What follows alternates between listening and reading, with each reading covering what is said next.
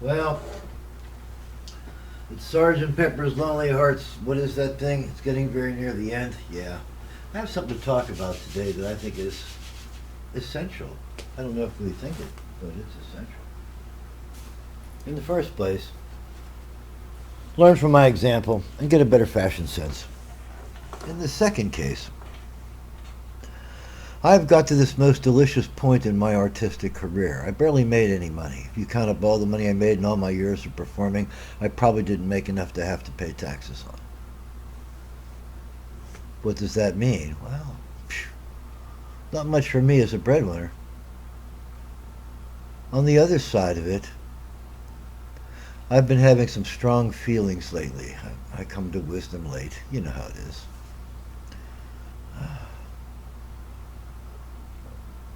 And when I do, I sit down to write a song and I go, I wrote that song already. Then I have another thought and I go, I wrote that song already. And this has been happening to me a lot. It's not the least bit frustrating. It's a reward for all my years of unhappiness and anxiety, difficulty of communicating with my fellows, and troubles in the real world and troubles in my inner one. That when I need to write a song about something, doggone, I already have one. I've written a song about being alone. I've written a song about being hungry. I've written a song about being sad. I've written a song about the person you love most in the world just was pulled away from you, gone forever. Wow. I wrote several songs about that because it happened several times. And when I go to write a song now, it feels contrived if I've already written that song. Right? I've written that song. Thank you. I have a new musical idea. Well, that's good. But it doesn't need to be turned to that purpose. That purpose has been solved by my poetry, by my musical sense in the past, in a perfectly adequate way. I have songs about extraordinary happiness, elation, the feeling that God has patted me on the head like I was a good dog. I have songs about moments so dark, so unpleasant, that the words make them seem brave and hopeful somehow, even though the events themselves were terrible, awful things, scourges that scarred my soul.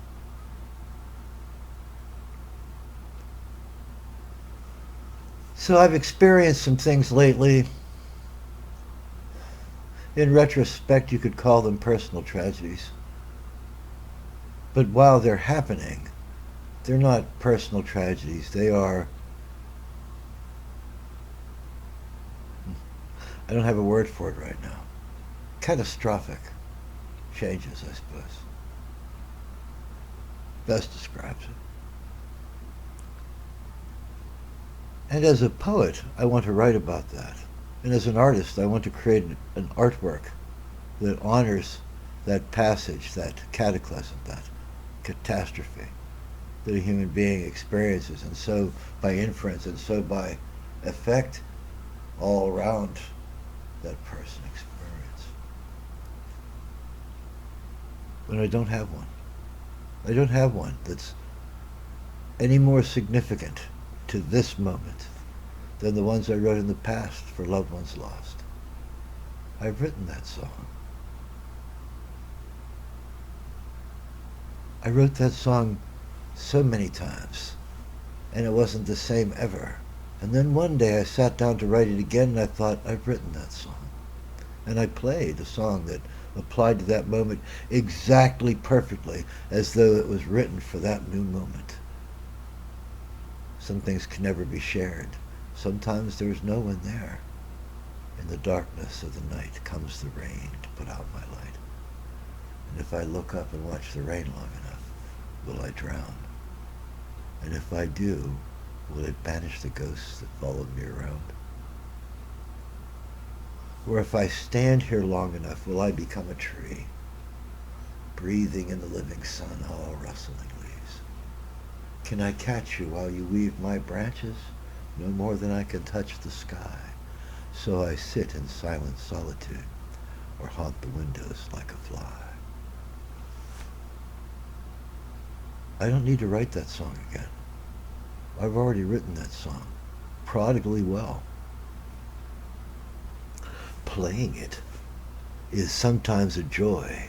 I played it Wednesday night, and it came out very well. It's one of my very few songs where I allow myself to play a predictive, melodic, um, improvisational lead rather than a lead segment that has been written in stone for me.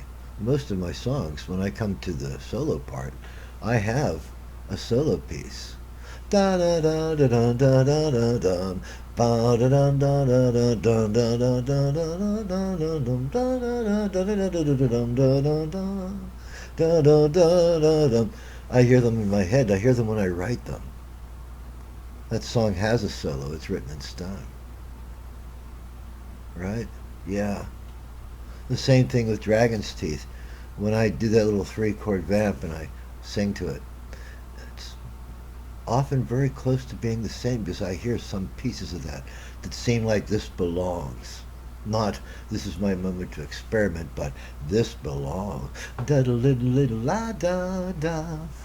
It belongs there. It is part of the song. It's necessary now. So on this song that I was talking about, Tears of a Fool, the first one, I have a lead segment. I allow myself 2 full cycles of the song to play a lead. It's not a difficult chord segment. There's no challenge to it in that wise. It's 2 chords, a 1 and a 6, I think. And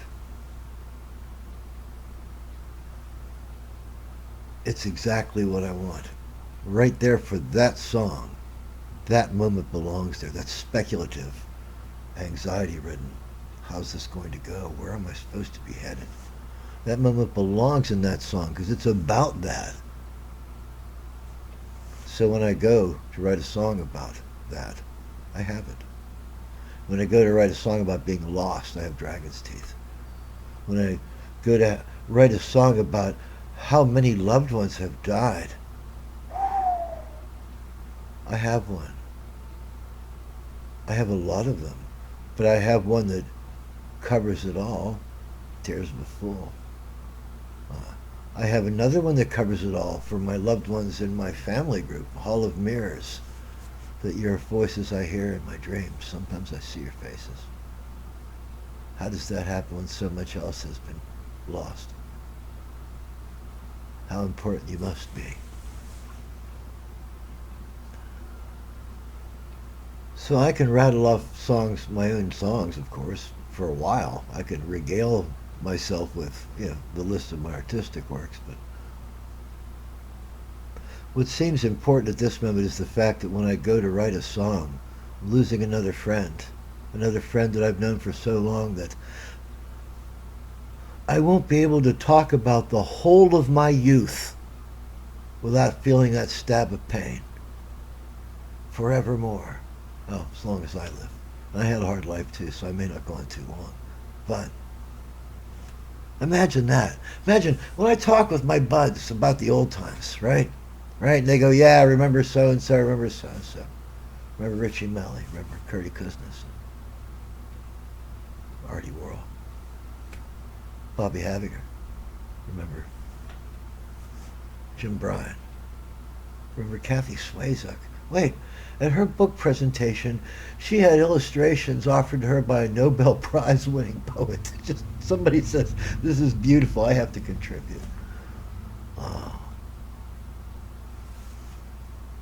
All gone forever.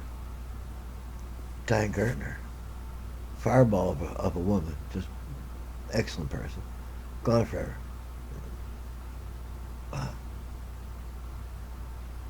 The names I'm missing here aren't names that I don't care about. I'm only saying a few because otherwise I'll be swept away by strong emotion.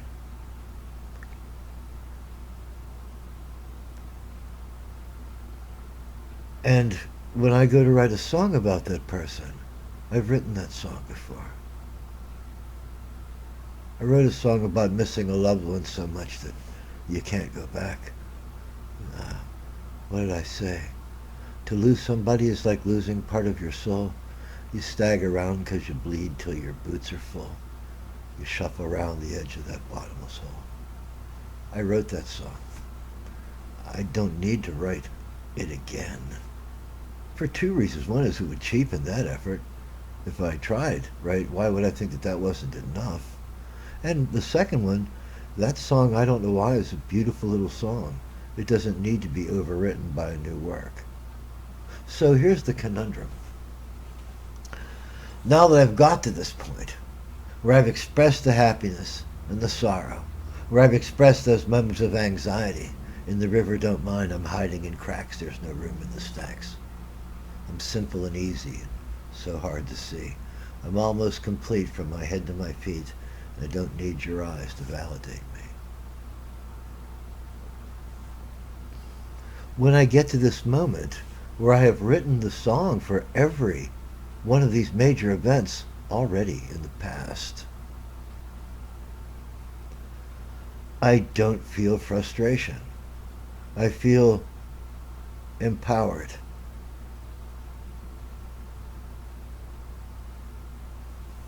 These are moments, they're so painful. There is no relating to the pain of that moment unless you experience yourself, but you can feel sympathy. So maybe empathy is impossible until you go through it. Empathy is where you know how a person feels, and so you pat him on the shoulder because you know you'd like that too. Sympathy is when you see that person struggling or unhappy and you wish you could help. They're different. Sympathy is kindness. That person's kind to you. You're kind to that person. You know that person's struggling. You don't know what it feels like. You haven't hoed their row, but you're like, wow, man. Hey, can I buy you lunch? Can I buy you a beer? Hey, man, are you okay? Here's a phone number. Call somebody. That's sympathy. Empathy is when you say, crap, I know that look. He's contemplating suicide. Hey, friend, can we talk a minute? I know I don't know you, but I just saw a rainbow, of all things, inside a rainbow the other day. How does that even happen? And that guy will be like, oh, crap, crazy person, instead of being the crazy person himself. For a moment, all that horror is lessened somehow. So I have the songs I need, the poems I need, the work I need for full expression of my talent and my ability and my, however close I ever come to maturity in my art. And I don't feel frustrated. I don't feel closed off. I don't feel like, oh, that's it. I've done it all. I'm done. Shh. I've written perfect songs, 5 or 6 of them. Good luck the rest of you. Except for Paul Iser, who wrote a perfect song. And I got to say, I think John Leckie wrote a perfect song. The more I hear I Found Love, the more I think that perhaps he's written a perfect song too. Yeah. The more that someone expresses their heart and soul, the beauty inside them, you know, like the cosmic lotus that opens and there inside is a God. Yeah. Yeah. Carrie Collins' Butterfly. It's a song utterly without angst. Find one. Find a non-passive aggressive song somewhere. You won't. Everyone has that edge to it. Here's one that doesn't, because you don't always want, you know, oh, this artist has a sharp mind. I'm going to tell everybody I've got a sharp mind every single damn time. No, you won't get away. There are some times you don't need that. There are some times when what you need is a song utterly without angst. And there's Carrie Collins's Butterfly. There's a perfect song, a song about sexual tensions and the problems of factionalization. Paul Iser's I Don't Fit the Description. John Leckie's Tossing Away Everything That You Are because you are struck by the artistic perfection of the object of your affections.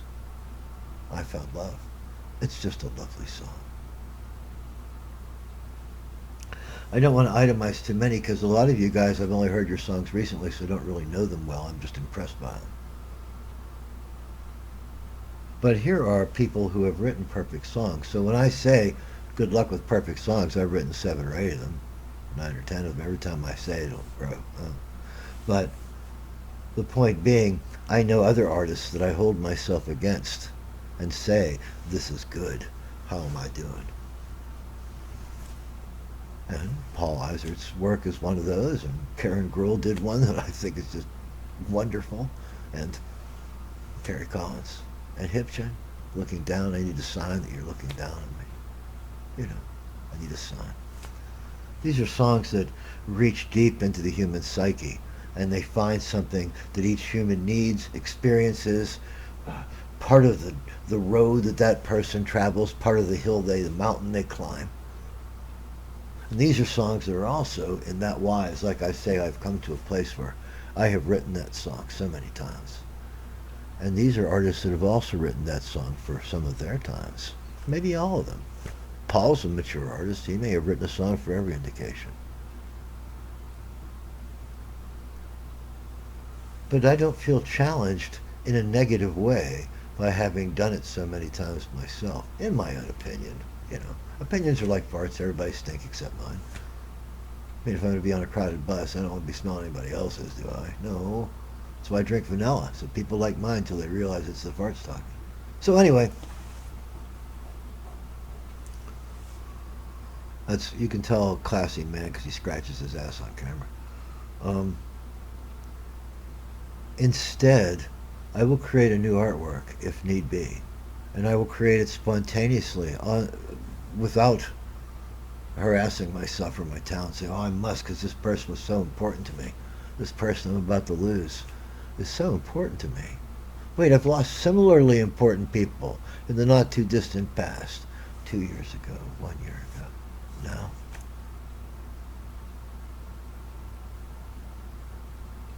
And it doesn't hurt me that I can't write that song for you, bud. Because I have a song for you, bud, already, that we've both talked about in relationship to our other loved ones who've died. So I gave you that gift that I could give you, of friendship and respect and love, all those years. I don't have to write a new tragic song that no one will ever listen to because of it. Instead, I will give you one of my existing songs that was written for losing a friend.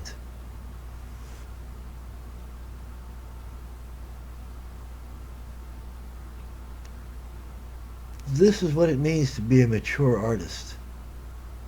Wow.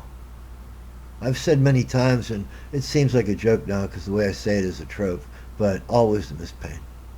Folks feel variously about it, but the truth is it is. Anytime you gain wisdom is a painful moment. Oh my gosh, it isn't like I thought it was. It's like this. Oh, I have so impinged upon that person's freedoms. Oh, I have so influenced them in negative ways. Oh, I have so promoted my own cause to the distraction of those who had valid causes of their own.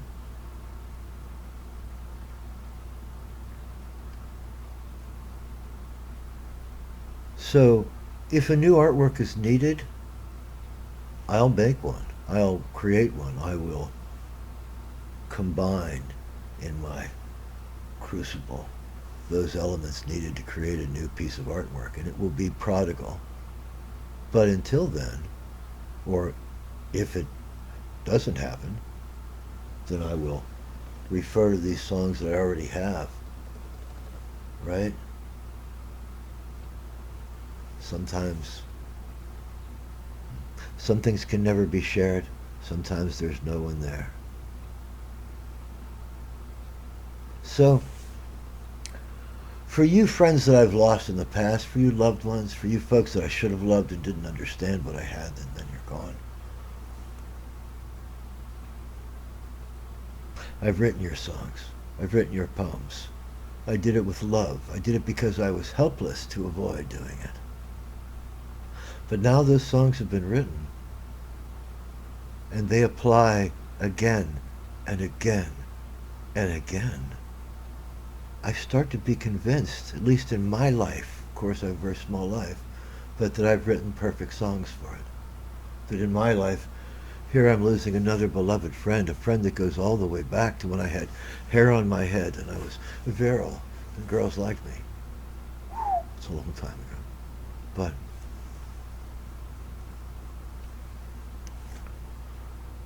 I have a song for you already. I have song after song for you already. And I won't forget you easily because every time I play a perfect song, you're going to be in it. I'll be like struggling to hold it together because I'll be thinking, that friend, that person I loved. And then when my time comes, because it will, like I said, I've lived hard. I want you guys that know me now, you younger folks, because there's a bunch of you now. That's nice for me. Usually at my age, we don't get any younger friends. But I have a few now. It's a blessing, really. Remember I said this, or if not, remember that this moment happened, whether with me or whatever you associate it with. That you had this moment where you thought, you know, maybe I have written some of the songs I needed to write.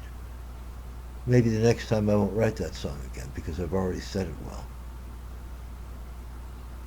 Maybe next time I will dedicate this song to that moment rather than write a new song, force myself. I should feel for this moment. It's a terrible thing happening to me. I have to express it. Maybe you have expressed it before. And you can play it to yourself in the dark and cry or laugh or exult or rejoice. I have songs that do that too. When I reach a moment where I'm so happy I don't know what else to say, I have a song for that. Imagine that. And so will you. That's what I had to say today, is that sometimes you think you reach a brick wall. That's it, I can't go any farther. Every time I think I need to write a song about losing a friend, I've got a song about losing a friend. And I think, well, not that one. And I have another one about losing a friend. I think like, well, I should do more. And another one comes up and I go like, whoa, I did that. Whoa. Remember your own stuff, Bill. You have these moments already. You can use them again. You can honor them all by using them again rather than one person unique to a moment that will never come back and that will hurt you so bad you can't play it in public. Wouldn't you rather have one that you can play in public? I have tears of a fool because I can play it in public. Guys at Wednesday night, they hear me play it once in a while. Don't play it all the time because it's difficult on me. It hurts my heart. I remember 10 different people in the last 5 years that were important to me. Wait, something as simple as see me driving by, pick me up, where are you going, Bill? Thanks, Diane. How many times? A bunch. Nah, I don't care. I'll drive you wherever you're going.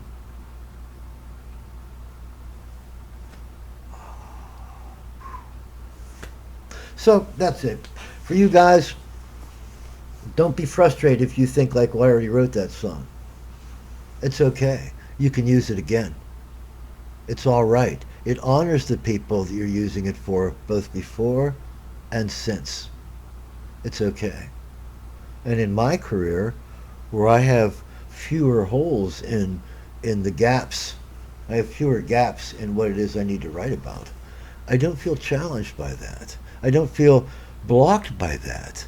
I know that if I need to write another song, if I need to compose another bit of poetry that expresses something specifically, poignantly to the point where it could break my soul to read it in public, I could.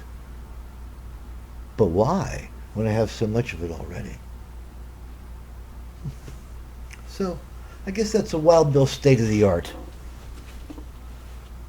for this typically uncertain day in April the 10th, 2022.